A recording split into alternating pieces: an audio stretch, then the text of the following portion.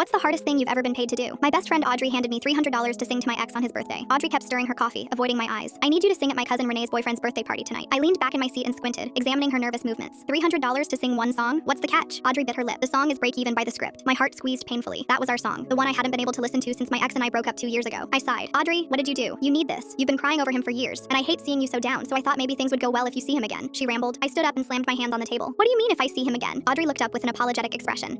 Brent is Renee's boyfriend. I stared at her. My best friend had just asked me to sing at my ex-boyfriend's birthday party. Our song to his new girlfriend. Absolutely not. I pushed the money back across the table. Lily, either face it or stay broken forever. She pushed it back. 3 hours later, I stood outside Renee's parents' house. Get in, sing the song, get out, cash the money. But then I saw them. Brent looked exactly the same, maybe better. Renee was stunning in a way that made my clearance rack dress feel even cheaper. She rushed over immediately, all warmth and excitement. You must be the singer. I've heard so much about your voice. Brent stared back with the same panicked eyes. Renee linked her arm in mine, ushering me toward the makeshift stage they'd set up in the backyard. Everyone's so excited for live music, she gushed. I found my spot next to the guitarist, Oliver, who gave me an encouraging nod. Nervous? He asked. I took in a deep breath. Worse, heartbroken all over again. He smiled kindly. Then you'll do the song justice. I laughed and tested the mic. The opening chords of Break Even filled the yard. I closed my eyes, all the memories of me and Brent flooding in painfully. But when I hit the chorus, the part about falling to pieces, my voice cracked. The irony of singing about heartbreak at my ex's birthday party while he stood with his new girlfriend wasn't lost on anyone, especially not me. Oliver didn't miss a beat. He softened his playing, gave me space to find my breath again. I made it through somehow. When I opened my eyes, Brent stared back, not with a pained expression, but one that seemed sad, regretful maybe. Renee, on the other hand, was mesmerized. That was incredible, Renee said after, her eyes actually misty. You sang like you've lived every word. Would you sing at our engagement party next month, please? I couldn't turn her down. Maybe it was my own selfishness, guilt, hope, maybe even morbid curiosity. But now I was going to sing for my ex's engagement party. What a cruel joke. The following afternoon, I showed up at a studio for rehearsals, already feeling like I'd made the wrong decision. Oliver sat on a couch tuning his guitar. I'm surprised you're still here, he said coolly. I plopped down beside him and sighed. Honestly, that makes the two of us. He smiled. You're tough, I'll give you that. I stayed quiet, watching him strum the guitar softly, each note delicate and peaceful. I closed my eyes, humming to the pattern. He paused for a moment. You might be disappointed to know, but we won't be doing sad songs this time. I know how much you'd love to sing Break Even again. I opened my eyes to see him grinning playfully. I laughed and hit his arm. Oh, I see how it is. You're a funny guy. He shrugged and started playing through the first song. During our break, we talked some more, spoke about his ex who'd left him for his roommate. They're married now. I played at their wedding last year. You're joking. $100 is $100, he said with a shrug that didn't quite hide the old hurt. That's masochistic. That's rent money. We both laughed. Two people who'd turned heartbreak into a side hustle. The next few rehearsals went the same way, and at some point I started falling in love with music again. That night at the engagement party felt different. I wasn't singing about my pain anymore. It was just a song. During the cocktail hour, I escaped to the balcony for air. Brent leaned on the balcony beside me. We stood in silence for a moment. I wasn't ready for what we had, he finally admitted. You terrified me. I nodded. We were young. We had no one to guide us. Being young didn't excuse me walking away when you needed me the most. I looked at him smiling through my tears. I was also wrong for pushing all my problems to you. We needed space to grow. Yeah, we did, he agreed. The silence stretched between us, but it wasn't hostile anymore, just sad. Renee doesn't try to fix you.